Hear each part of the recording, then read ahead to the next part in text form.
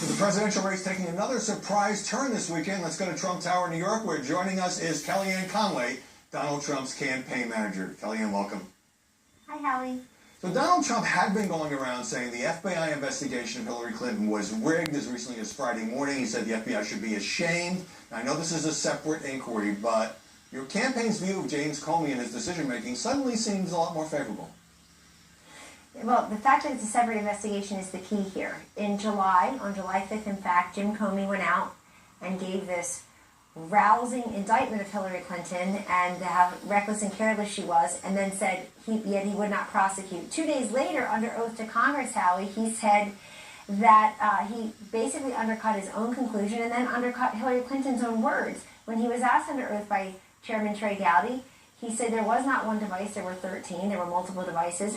Yes, it is true there was classified national security information contained in those emails on her private server. So he undercut his own conclusion and he undercut her words. This investigation is separate. And I think I could argue that had Comey sat on this new information, he would have been impacting the election. We can't have that.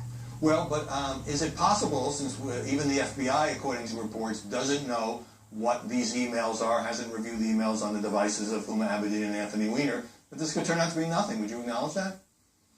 It's possible, but so what? In other words, what we're reminded of is the cloud of corruption that always follows Hillary Clinton. And we're having this entire conversation about a renewed FBI investigation because Hillary Clinton did what she always does, put Hillary first. She put Hillary first above national security, above the safety of Americans.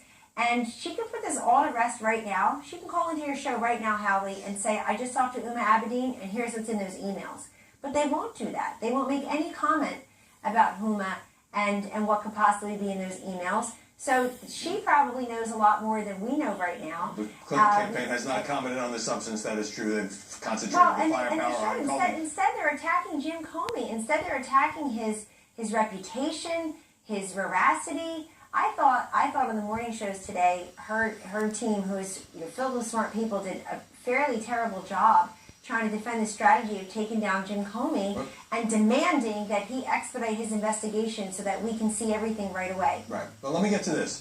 Donald Trump has been saying repeatedly that if he's elected, he would reopen the original FBI investigation of Hillary Clinton. He said during the debate, if he was president, she'd be in jail. Now, a lot of people, some people, I should say, sympathetic to Donald Trump, have been saying that in a democracy, a presidential candidate shouldn't be vowing to prosecute his opponent. Well, Jim Comey went ahead and did what Donald Trump said he would do, which is reopen the FBI investigation. So it turns out technically it's not a reopening; it's a separate inquiry, as you noted. But should Trump? Fine, but here we are. We can never get the stench and the stain of the Clintons off of us. It turns out, and this is a great example of that. But look, what Donald Trump has said is that he believes there was criminal wrongdoing. And he knows anybody else. The military guy who took pictures inside the submarine, who's now going to face a year in jail. Certainly, General James Cartwright faces 5 years in prison and a $250,000 fine for lying to the FBI one time, confirming information to 2 New York Times reporters that they'd already written, and he was trying to protect national security interests. And this guy faces jail time. So we know this is all about a separate set of rules for Hillary Clinton and the rest of us. All right. You've criticized the media coverage of Donald Trump, and there's been an avalanche of negative coverage, and we've talked about that extensively unprecedented on this show. But do you agree with your boss that many mainstream journalists are dishonest and corrupt? I think what we saw in WikiLeaks is that in the case of some individuals, certainly not most or all, that some are definitely in active collusion with and cooperation with the Clinton campaign. And you simply can't have an interested, biased press in that regard, where you literally have print journalists, Howie, saying, hey, if there's any problem with the article I'm about to file, if you'd like to add a little bit more or subtract some, feel free to do it. We just can't have that. We can't have them saying, I'd like to do a really nice profile of Mrs. Clinton. Don't worry, she'll look great in it. That's not journalism. That's advocacy, and that's collusion. And some of these individuals, frankly, should be getting a check from the Clinton campaign, not from their, quote, disinterested that's fair. press I mean, the collusion description is fair. Some of this is coziness that I've written about and talked about. You're not using the word corrupt. Same question about polls. Now, Donald Trump has been talking about phony polls. Correct me if I'm wrong, but I don't think you believe the polls are phony, and I wonder if you've asked him to stop saying that. Well, some of the polls are just dead wrong because they're not accounting for all the new voters and the lapsed voters and the crossover voters. They're relying upon listed sample, not intention to vote. And I don't think that they're giving people a comfortable out, particularly would-be Clinton voters. They're not giving them a comfortable out to admit that they may just not feel very excited and engaged this particular election cycle because of who's at the top of the ticket. But what we do look at a poll like the ABC News Washington Post poll, which 1 week ago showed us down 12 points, and now shows us down 1 point.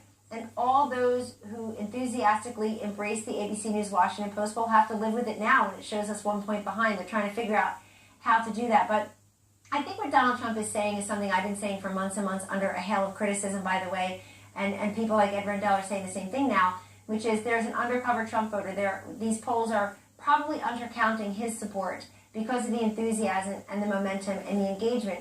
And this idea, I've seen these press reports, Howie, where they'll say, well, we know there are 15,000 people at this rally. Some of them waited in line for up to 8 hours to get in. Right. But will they vote? Seriously, will they vote? Right. They were there for 8 hours in the rain, and will they actually vote? You know they're going to vote. It's fine to criticize the polls, but obviously that's different than saying they're phony. Let me get another question in here. The heavy media coverage of the FBI opening this inquiry, and in recent days of the WikiLeaks disclosures about the inner circle criticizing Hillary Clinton and the Clinton Foundation, Bill Clinton, and all that, doesn't that show that the press is willing to hold Hillary Clinton accountable as well as Donald Trump? It shows that they can't ignore breaking news, and frankly, even the WikiLeaks, it actually wasn't covered on all these front pages until it involved the pay-for-play with Bill Clinton, until you saw the words Bill Clinton Inc., $66 million worth of commercial interest for him going to him. Kimberly Strassel at the Wall Street Journal calling them grifters in chief. So I think it really took it to go all the way to the top for folks to get interested. That said, this is a breaking news story, and frankly, Howie, if you look at what was covered last week before the WikiLeaks stories broke about Bill Clinton and before the FBI investigation was revealed, it was all about how the race is over. Right. The path is narrow. The path is gone. That's really just disingenuous journalism when we know most of America has yet to vote. We should not be robbing America of its voice and its choice. I got to wrap it up. I sat on this set and said, don't call it over, folks. 2 weeks is a long time in politics. Kellyanne Conaway. And here we are. Great to see you. Thanks very much. And Mark Cuban, the one-time Trump pal now campaigning for Hillary Clinton, is coming up next. And later, how Juan Williams became the latest victim of WikiLeaks.